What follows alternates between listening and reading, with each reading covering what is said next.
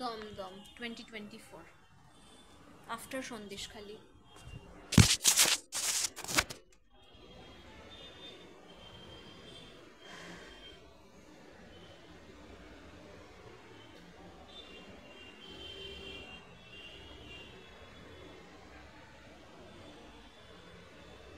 নারী পাচারকারী চক্র সারাদিন ন্যাংটো ন্যাংটো চিৎকার করে।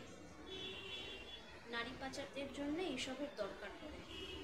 ভদ্র মহিলাদের বদনাম করার দরকার পড়ে, তাদের রোজগারের পথ বন্ধ করার দরকার পড়ে ভদ্রভাবে, তারপর তাদেরকে নোংরামিতে নামানোর চেষ্টা চালানো। TMC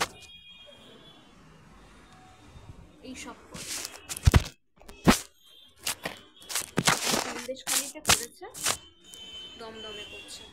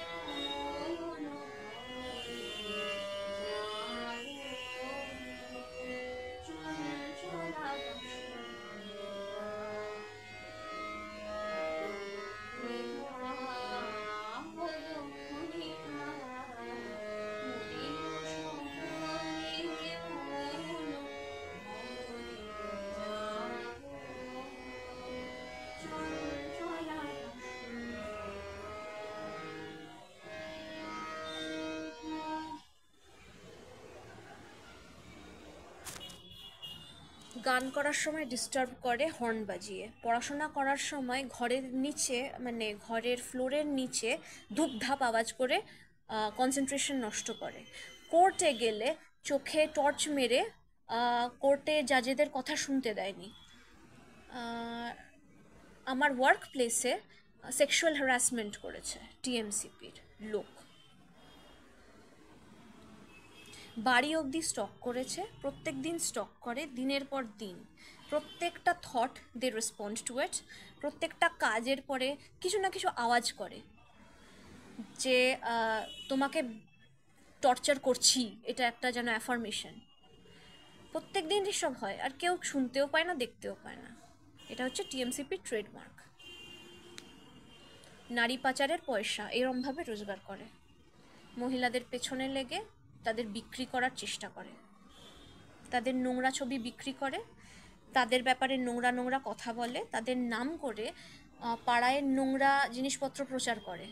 I am not sure exactly কী, তবে এমন কিছু প্রচার করে যাতে পাড়ার সবাই চুপ করে থাকে। বাড়ির মেয়েদের অসম্মান দেখেও কিছু বলে না। এটা হচ্ছে টিএমসিপির ট্রেডমার্ক। 2021 থেকে এইসব চলছে, আর এখন হচ্ছে 2024। ভদ্রবাড়ির মেয়েদেরকে ক্যারিয়ার করতে দেয় না। And I belong to a really privileged family, I would say. তার মানে যারা প্রিভিলেজড ফ্যামিলি থেকে নয়, এই যে সন্দেশখালীর মতো, তাহলে তাদের সাথে কি করেছে?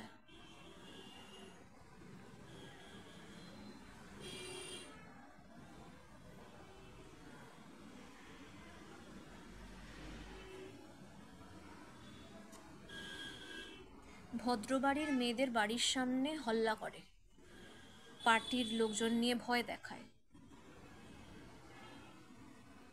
বাড়ি থেকে বেরোতে দেয় না।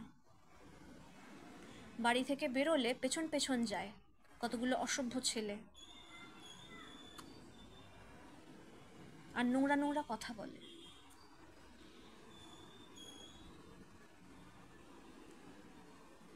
ভদ্রবাড়ির মেয়ে বউদের সম্বন্ধেই বলে। অদ্ভুত ব্যাপার, ছেলেদের পেছনে লাগে না, জানে মার খেয়ে মরে যাবে। ভদ্রবাড়ির মেয়েদেরকে এই ধরনের কথা বলে, ন্যাংটো হবে, ন্যাংটো হচ্ছে, ন্যাংটো দিস, ন্যাংটো দ্যাট। ভদ্রবাড়ির মেয়েদের পেছনে লাগার চেষ্টা করে, তাদের ক্যারিয়ার নষ্ট করে টিএমসিপির লোক। Reporting from Dumdum.